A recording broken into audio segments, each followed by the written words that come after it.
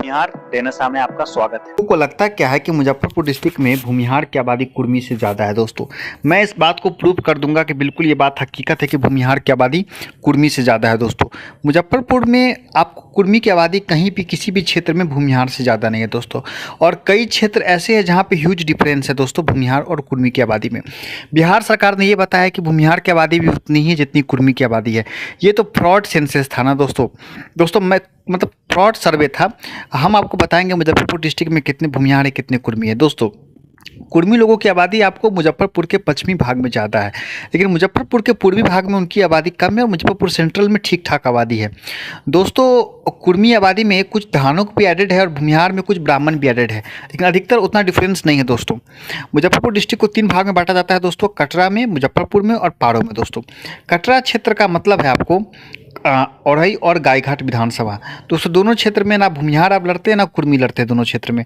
और एक क्षेत्र में 2024 के चुनाव में मलाह लड़े थे और एक क्षेत्र में आपको बीजेपी की तरफ से राजपूत लड़े थे। तो एक सीट से आपको मेहमान होने की तरफ से आपको मलाह लड़े थे और दूसरी तरफ से आपको हिर लड़े थे। दोस्तों यहाँ पे दोस्तों आपको कुर्मी की आबादी 2.05 है, तो दोस्तों भूमिहार की आबादी है 8.42%। मतलब भूमिहार की आबादी कुर्मी की आबादी से 4 गुना से भी दोस्तों ज़्यादा है।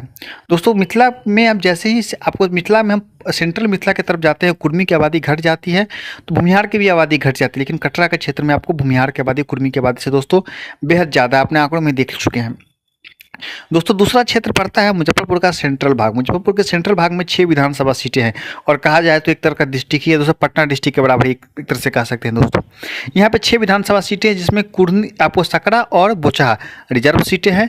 तो 4 आपको यहाँ पे सब लड़ सकते हैं चुनाव, वो है आपको मीनापुर, कांटी, मुजफ्फरपुर और कुर्मी। दोस्तों यहाँ पे भी कुर्मी पॉलिटिक्स पूरी तरीके से दोस्तों एक तरह से खत्म ही मान सकते हैं। कुर्मी लोग लड़ते भी चुनाव है तो वो आपको लड़ते हैं, वो सीट का नाम है मीनापुर। मीनापुर में कुर्मी या कोरी के लड़ते हैं, बाकी मुजफ्फरपुर में और कांटी में दोस्तों कुर्मी नहीं लड़ते और कुर्मी में भी दोस्तों कुर्मी नहीं लड़ते हैं। दोस्तों कुर्मी की आबादी है 4.54%, तो भूमिहार की आबादी है दोस्तों 9.34%। तो भूमिहार की आबादी कुर्मी की आबादी से दोस्तों ज़्यादा है।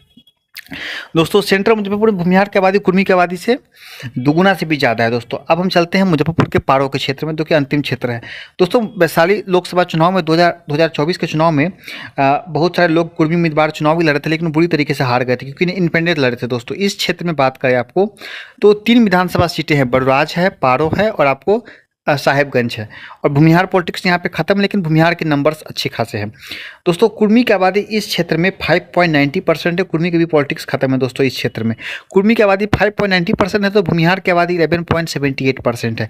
मतलब मुजफ्फरपुर डिस्ट्रिक्ट के आपको पारो क्षेत्र में जहाँ पे 3 विधानसभा सीटें पड़ती है जो कि पश्चिमी मुजफ्फरपुर में, वहाँ पर भूमिहार की आबादी कुर्मी की आबादी से दुगुना से भी ज़्यादा है। दोस्तों एक बात नोट कीजिए, जैसे ही हम आपको पश्चिम की ओर बढ़ रहे हैं कुर्मी की आबादी बढ़ रही है, 2.5% कटरा में, 4.54% मुजफ्फरपुर में और आपको पारो में 5.90% कुर्मी की आबादी बढ़ रही है। तो भूमिहार की भी आबादी पश्चिम की ओर बढ़ रही है, 8.42% कटरा में, 9.34% मुजफ्फरपुर में और पारो में आपको 11.78%। दोस्तों इसी से आप समझ सकते हैं कि मुजफ्फरपुर डिस्ट्रिक्ट में कुर्मी की आबादी कभी भी भूमिहार की आबादी से ज़्यादा नहीं होगी, ये बात हकीकत है। 4.44% कुर्मी की आबादी है मुजफ्फरपुर डिस्ट्रिक्ट में। तो दोस्तों भूमिहार की आबादी है 9.86%।